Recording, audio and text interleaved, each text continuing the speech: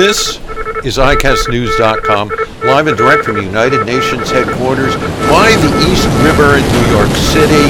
And this is Cafe Forum 10 by 20. Joining us, taking time out of his busy day where he's been presiding at a session of the General Assembly, is the President of the General Assembly, Mr. Peter Thompson. Sir, welcome. Thank you very much. Glad to have you with us. Nice to be here. Since you joined the UN in 2010, you've been busy in a whole variety of capacities. First of all, representing Fiji as a fifth-generation Fijian. And more recently, as President of the General Assembly, you've got a couple months to go, but already we can see what's going to be the top line on the history of your rule as President is this remarkable Oceans Conference that occupied a week here. And in the beginning, I thought you were quite cutting to the chase and talking about rising sea levels, coral bleaching, ocean acidification, and you said, kind of both as a statement and as a demand, people created the problems, people can solve the problems. Exactly right. A week of discussion on this, and now you've had time to reflect. What surprised you in what you learned about what people have done and what people can do going forward with all the problems with the oceans? Thanks very much. Well, you've certainly done your research. Look, what surprised me the most in terms of what have people done?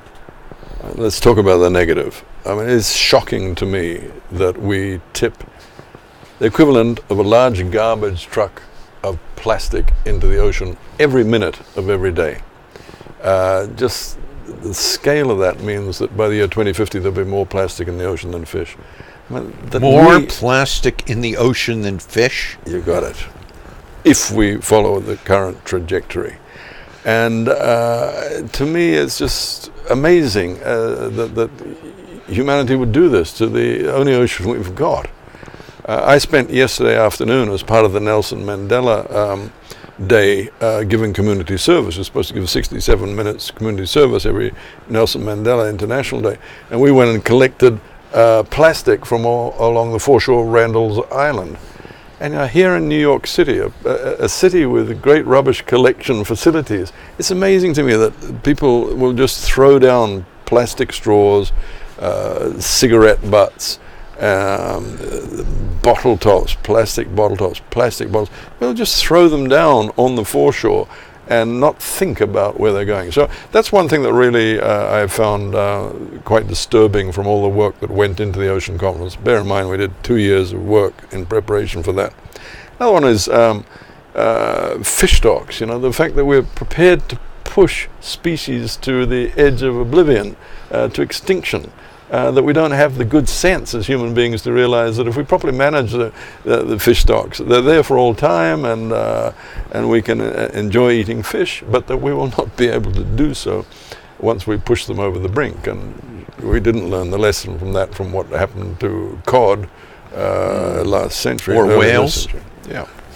So that was the disturbing stuff, and there's plenty more that I could go on about. Obviously, coastal ecosystems is a particularly worrying thing.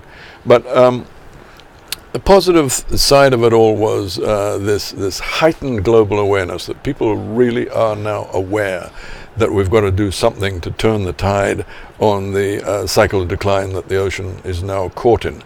And as you quite rightly mentioned, these are human problems, so we can produce the human-derived solutions to turn them around. Happy to go into any of those.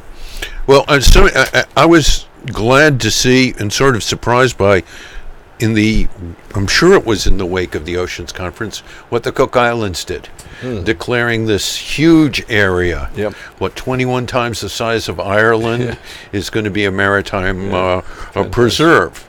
And that's part of the challenge that you've laid down for 1020, right? Yes. That you want to get up to 10%? Yes.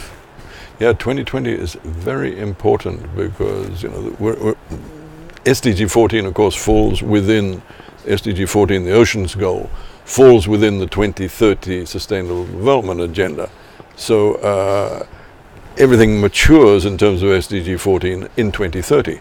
But within the SDG 14, there are 3 targets which mature in 2020, one of which is this marine protected areas target. So that news from the Cook Islands, and Gabon was another country that made a big announcement, many others on marine protected areas, was very welcome, because we've only got 3 years to go before we get to 2020.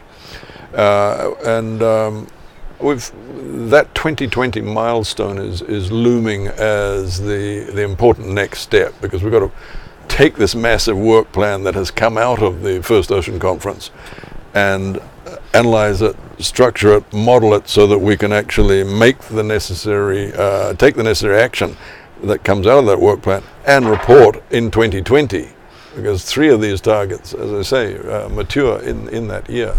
You talked about the other day, I was reading, you've been speaking like a machine. I hope you have some help writing this.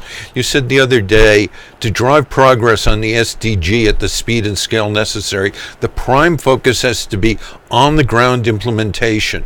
For this is where transformative impacts among our communities across our nations and regions has to occur. Some of that has to be, it seems to me, with companies that really control a lot of the world, including oil companies. Yes.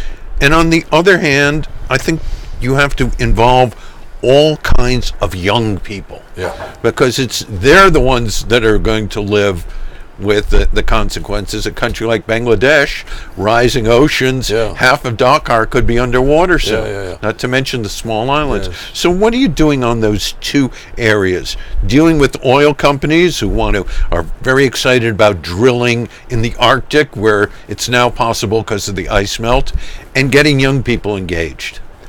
Well, both very important points.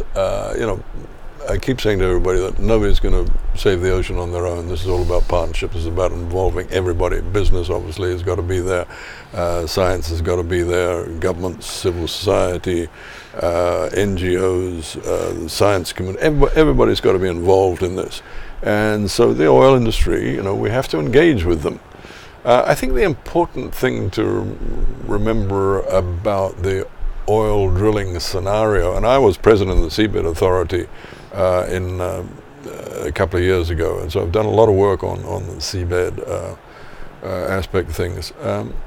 The thing we have to remember about oil and gas is that the tipping point has passed on that. The carbon driven energy industry is rapidly going to be becoming a thing of the past. Just have a look at the automotive industry, the way that's going.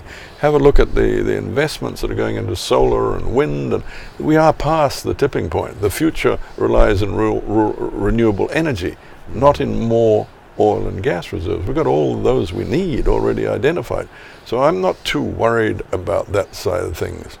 But I am concerned that you touched on rising sea levels, that is a process which unfortunately there's the tipping point in a negative sense there. We have passed the point where we can stop the melting of the Arctic and where we can stop glaciers melting and so on.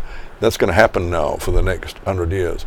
I've just been attending, in fact last week, a meeting of 300 of the world's top scientists on rising sea levels. It was held up in Columbia University here in New York. And for 100 years we have to face the fact that whatever we do now, if we just stopped every carbon emission today, we've still got 100 years of rising sea levels ahead of us. So we've got a lot of small island states that are in big trouble. I mean, maybe they're the ones who need to build a wall. Yes, quite right. The Dutch, I think, are already starting to deploy help in that regard with dikes, with the information, with the technologies that they have. But I think you should also be thinking about where else sea level rises are going to be hurting. I mean, the rice bowls of Asia, the Mekong, for example, or the Bangladesh deltas. These are huge food baskets. Not only will hundreds of millions of people be displaced by rising sea level in these delta areas, but that we will also be losing huge food supplies for humanity. So the big blue wave is going to undo the green revolution. Well, we will obviously adapt. That's what human beings do. The Green Revolution just have to get smarter. We'll have to know how to grow rice in saline conditions and so on. But I would also point to the fact that, and this came out of this conference in Colombia that I was at the other day, that the two worst affected areas in terms of sea level rise, because it varies around the globe as to where sea levels will rise and where they won't. The two worst affected areas are the east coast of Asia, so in other words, Japan, China, Korea, down to Vietnam and the Philippines, and the east coast of North America, from Florida up to Canada. That is one of the real hot red areas for sea level rise. Yeah, Florida, a lot of that wealthy real estate is going to be underwater real estate pretty soon. Sure, but I think here in New York City, we've got to be aware of what that's going to mean for us here too. I have a friend who's an oceanographer, Malcolm Bauman, who was probably at this, who's been proposing for years a set of gates like they have in St. Petersburg in Russia to protect the harbor, and nobody seems to really want to pay attention, even after Superstorm Sandy. Yeah, well, Venice has it, London has it, and Well, finally, what lessons do you think we might learn from your homeland, from Fiji, about what Fiji has done, and maybe if we're going to send this to Fiji TV, what they need to do? Here's your chance to tell them what they haven't done. I'm very proud of Fiji's record in international affairs. You know, we were the first country to sign the Law of the Sea, International Law of the Sea, for example. We've been a UN peacekeeper now for 3 or 4 decades. You know, we're in all the trouble spots, Baghdad, and we're in the Golan Heights and southern Lebanon and so on. We're in Darfur and South Sudan. I'm really proud of that our people are prepared to come forward and serve as peacekeepers so faithfully for the United Nations. But lately we have realized that we also have a responsibility to our environment, and that's why we took the lead with Sweden as co-hosts of the Ocean Conference, because the ocean and the climate are the two fundaments in which humanity's passing parade passes through, and we have to have integrity of that fundament. So that's climate change and that's ocean action.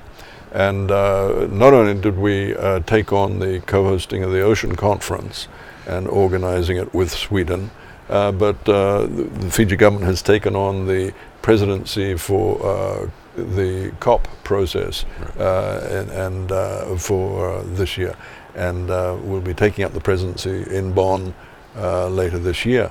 So I think Fiji is stepping up as a small country and putting the priorities of what's required for humanity's well-being absolutely at the fore. And on the 10 by 20, how are you on the Look, I'm very Fiji? Optimistic on 10 by 20. Oh yes, a lot of particularly Fiji. A lot of work in Fiji being done on this. Right. Yes, locally and nationally. And there's youth? a lot of work. Is there a youth effort aimed at the goals? Definitely. We were incorporated into our educational system, the teaching of SDGs. And ocean literacy? Absolutely. Which I had never heard of the term ocean literacy. Heard about news literacy. I've heard about math illiteracy. Yeah. But I think the idea of ocean literacy is a good and important one. Really important. You know, how many people realize that every second breath you take comes from oxygen that comes from the ocean? You know, kill that off and you'll be struggling for breath. But no, I think Fiji's done very well. I'm very proud of my country and what it is giving to the world in terms of service. Thanks, Roland. And you've given a lot to the UN in terms of service, because as nicely as you talk about Fiji being responsible, I think you've kind of played the Rachel Carson role.